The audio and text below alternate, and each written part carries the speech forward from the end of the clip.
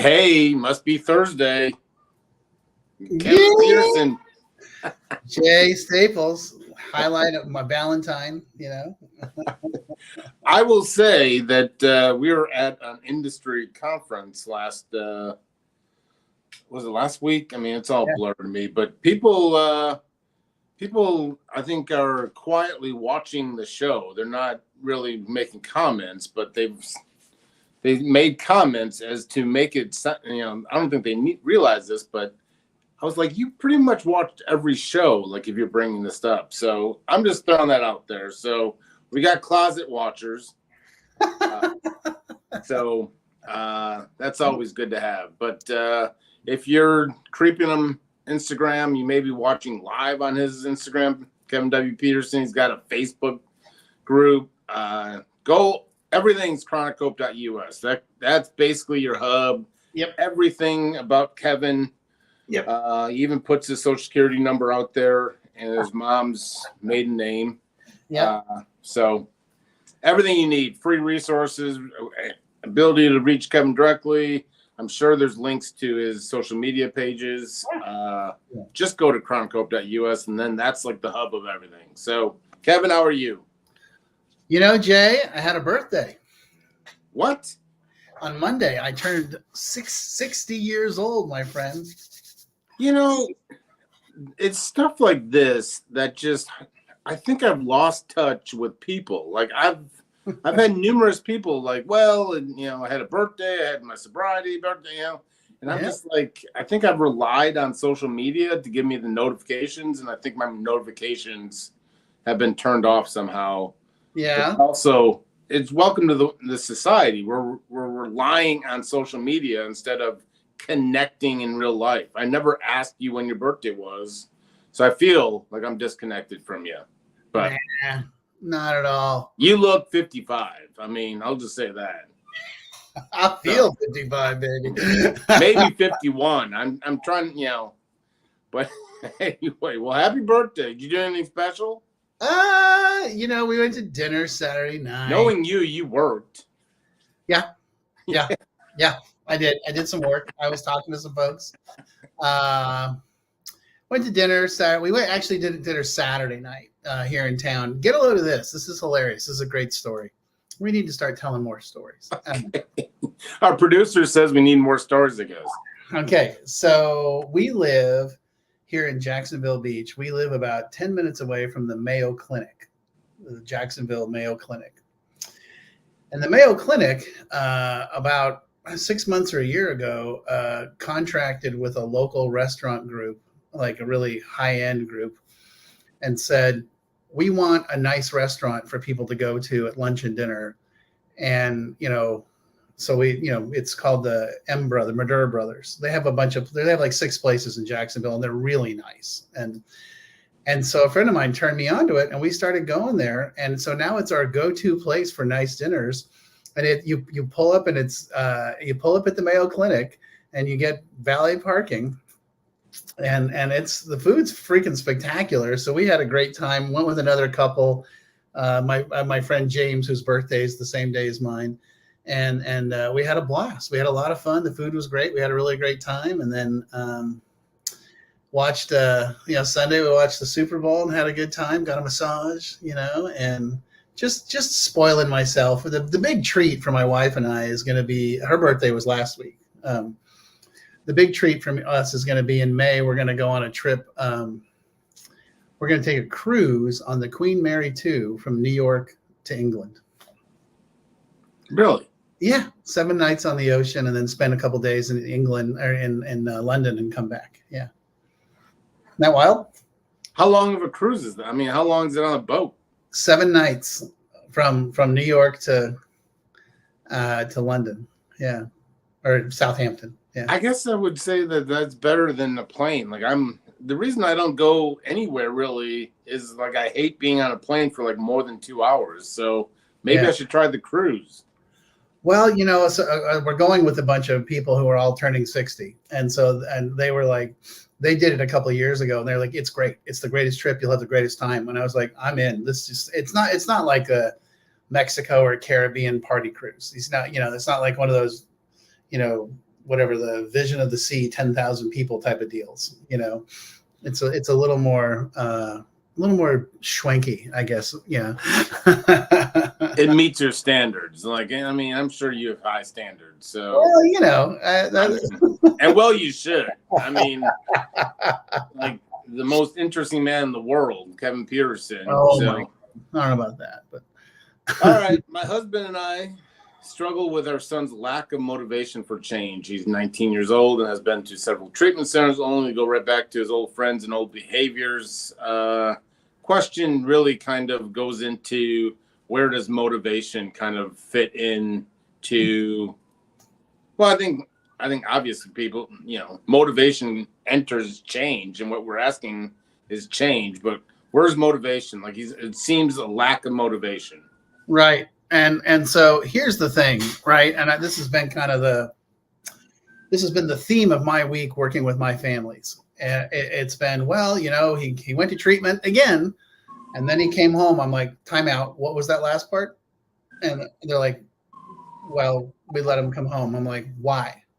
What motivation to change comes from necessity, right? So if you're going to send your son to a 30-day treatment program and then let him come home and go back into his room and just go back to all his old friends, all you've really done is send him to basically a spa for 30 days. So what we got to start looking at is that this is a 90-day or 6-month project. This is not a 30-day project, and coming home is a terrible idea.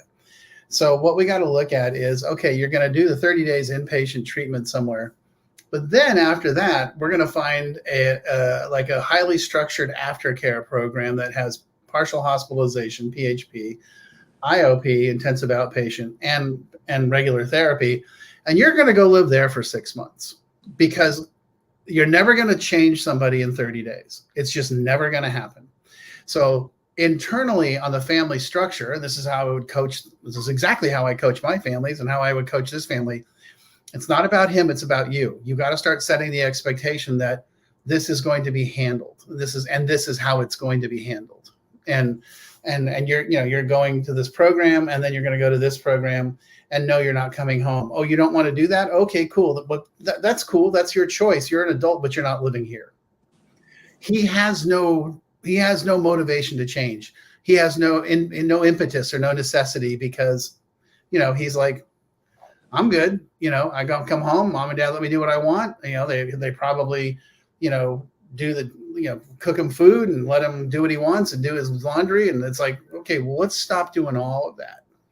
Let's just stop doing all of that. Let's just be like, so here's the deal. This is what we're willing to offer. So the big answer to the question is, the systemic change comes from you guys, not from him. And I know that sounds weird, but trust me, that's how this works.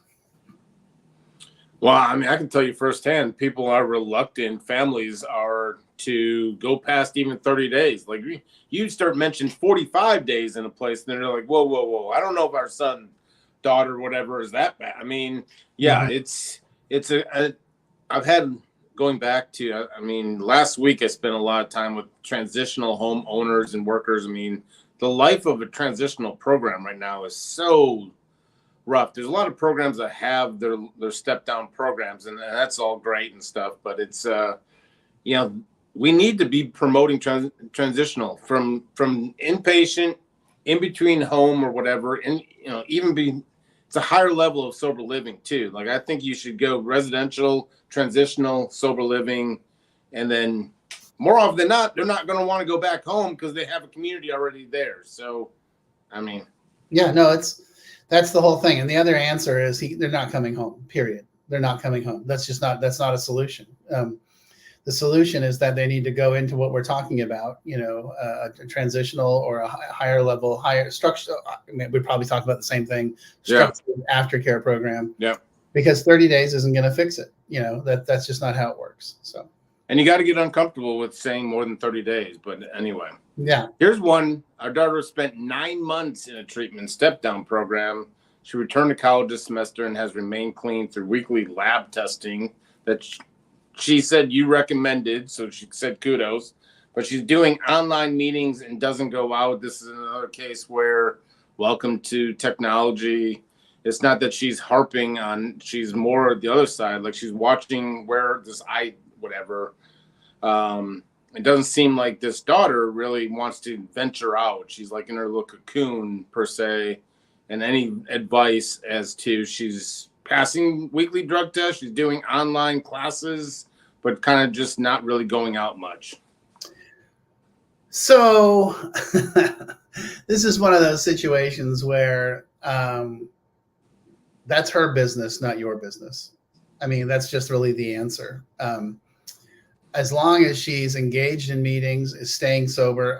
Another requirement that I would have in this environment after, the situation is I would want her to be seeing a therapist and potentially a psychiatrist, and engaging in that. But if she chooses to, maybe she's an introvert, maybe she just likes staying at home. I mean, if she's going to school and she's obviously going to class and passing her classes and engaging in life around her. And that's fine. I mean, these are all win-win-wins. It's not, this is where mom or dad, they need to back off and stop trying to manage her life. And I realize that getting her into treatment and getting her into that engagement probably required you digging in, but now it's time to back away and allow her to do her own thing. And she's probably just discovering who she is and what she is. And, okay, that's fine. As long as you're going. Now, my other requirement would be that you have a sponsor and that you're working the steps.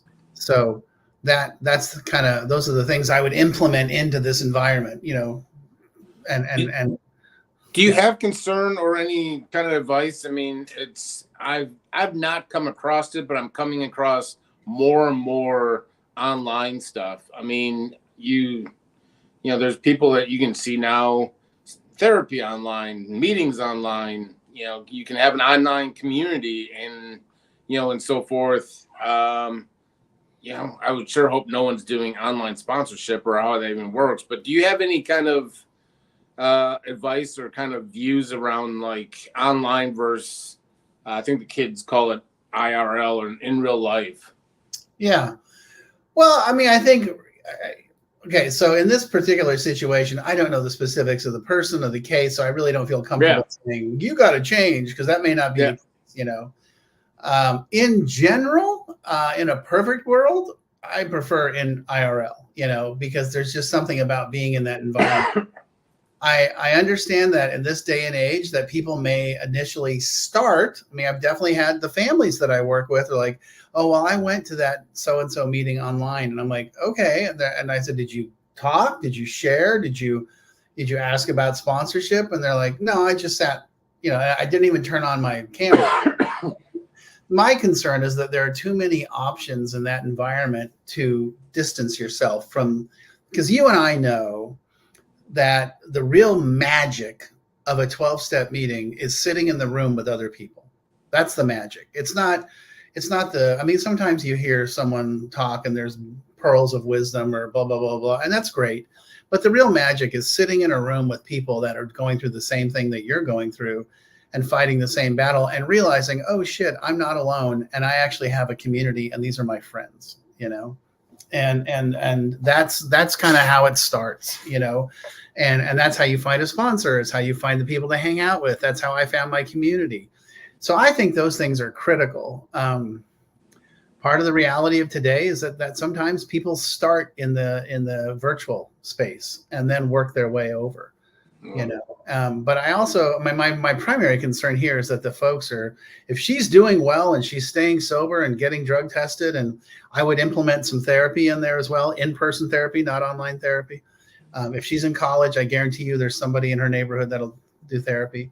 But that's what I would say is that would I rather someone in person? Of course, that's my experience.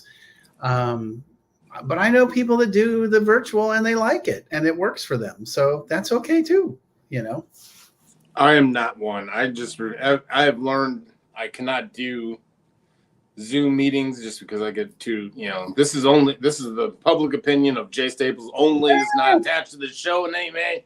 But like my home group, I got a couple, 2 groups I go weekly. They both have the Zoom options. I've tried, and if I'm gone or I'm traveling, I just won't even.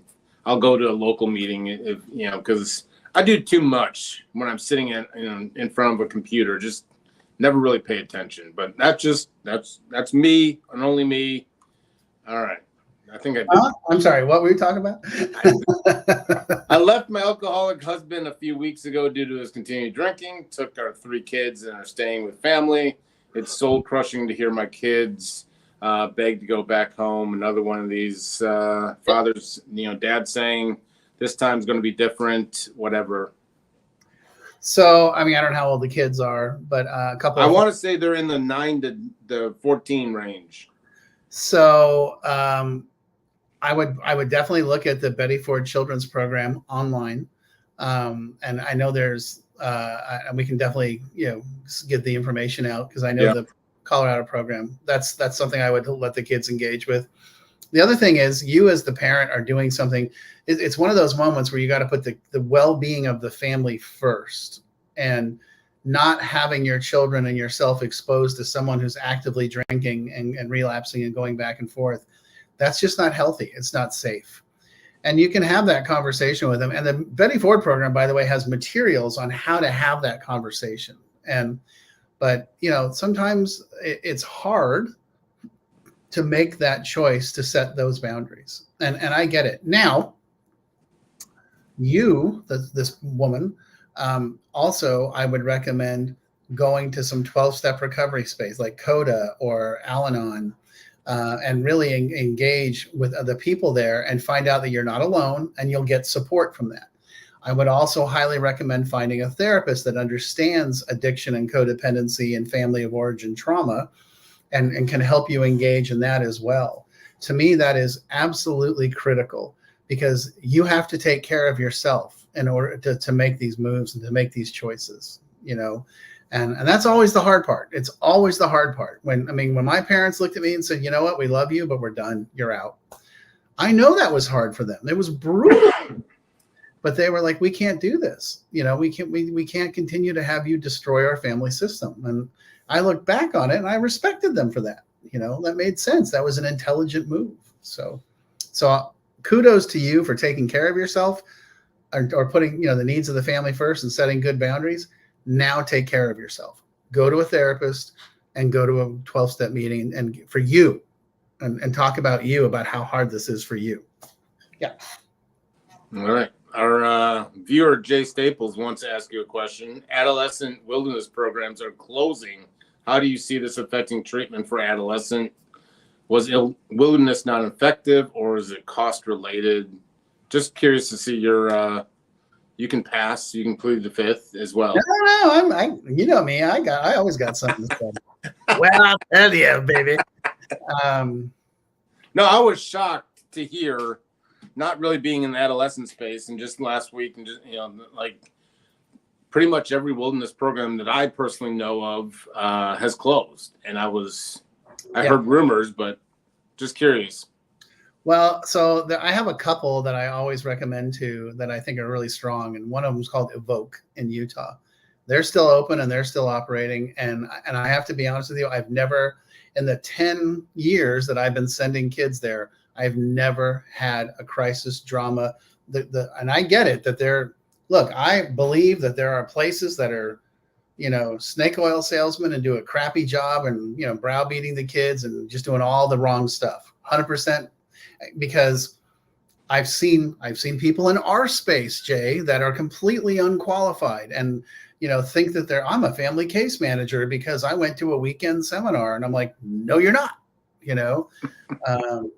let's be clear. I am a licensed marriage and family therapist. I went to 3 years of graduate school. I got cleared by the FBI. I got fingerprinted by the state of Colorado and the state of Florida. And then I had to do 2,000 hours postgraduate supervised during 1,500 hours in the school. Just da. I didn't do a 6-week weekend online course. That's okay. For the record, I got fingerprinted many times, just so you know. Mine was voluntary. Oh, okay. Well, mine wasn't. So anyway. I get it. And so that's, to me, is that I think it's unfortunate that people get lured into places like that. I think they're awful. There are definitely some places that I know are reputable and fantastic and that I trust.